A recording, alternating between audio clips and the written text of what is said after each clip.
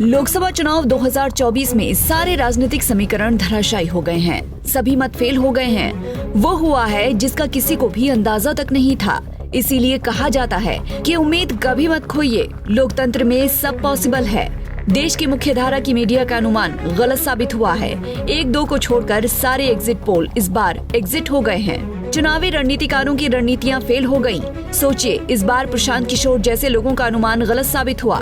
BJP के लोग सकते में हैं। चीजें उनकी उम्मीद से कहीं परे होकर गुजरी हैं। कांग्रेस की यात्राएं रंग लाई हैं। ऐसा लगा है कि राहुल गांधी की मोहब्बत लोगों के दिलों में घर कर गई। गौरतलब है कि इस बार किसी भी राजनीतिक दल को बहुमत नहीं मिला है। हाँ, इतना जरूर है कि बीजेपी 240 सीटें पाकर देश का सबसे बड़ा राजनीतिक दल बनकर उभरी है। तो ऐसे में सवाल बनता है कि जब किसी भी दल को पूर्ण बहुमत मिला ही नहीं, तो सरकार कौन बनाएगा? ये तो हकीकत है कि सरकार बनाने के ज्यादा करीब बीजेपी है, लेकिन बीजेपी के लिए चुनौतियाँ बहुत सारी हैं।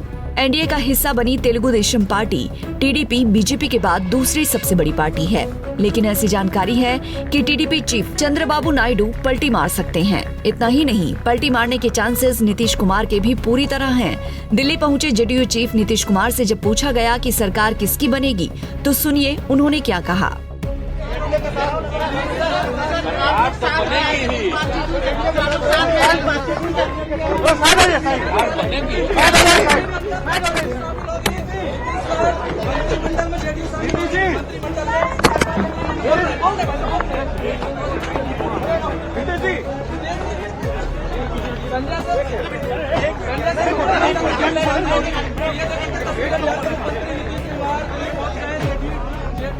बहुमत के लिए 272 सीटों की जरूरत होती है और बीजेपी बहुमत से 32 सीटों की दूरी पर है।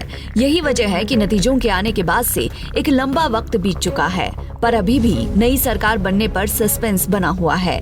दिल्ली की स्थितियां बड़ी नाजुक सी प्रतीत हो रही हैं। नड्डा से लेकर खड़गे के आवाज तक बैठकों का दौर जारी है।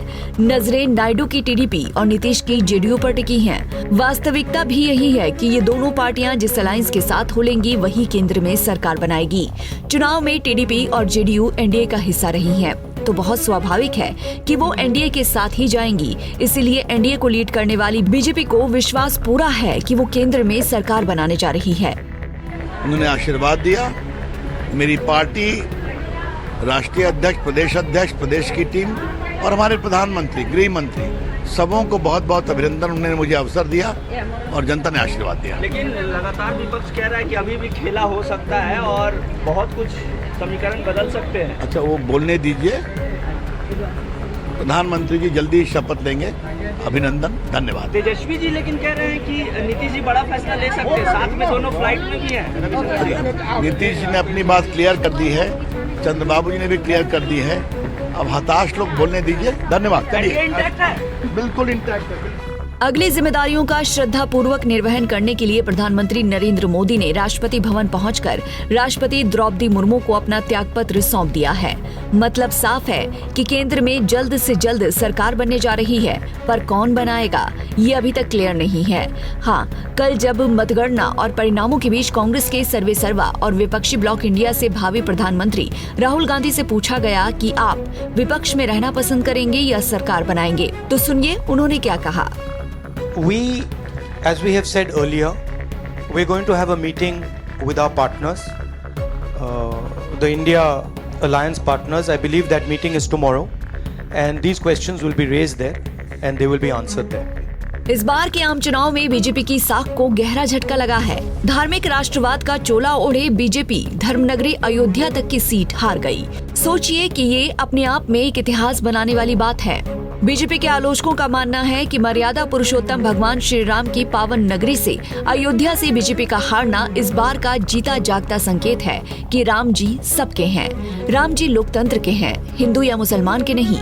बीजेपी के शुभचिंतकों के लिए ये सबसे गंभीर चिंता का विषय है कि इस बार उनके 15 केंद्रीय मंत्री चुनाव हार गए। Bureau report, Punjab Kesari TV. हमसे जुड़े रहने के लिए हमारे YouTube चैनल को सब्सक्राइब करें और नई वीडियो की नोटिफिकेशन के लिए बेल आइकॉन को दबाएं।